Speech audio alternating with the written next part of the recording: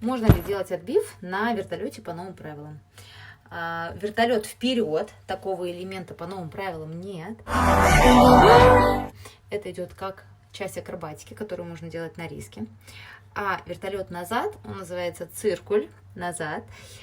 Также вертолет обратный. На нем, конечно, можно делать отбив мяча от пола, от какой-то части тела. Отбив — это базовая работа, и она активирует любой элемент. Поэтому отбивы делать на вертолете, циркуль назад, можно.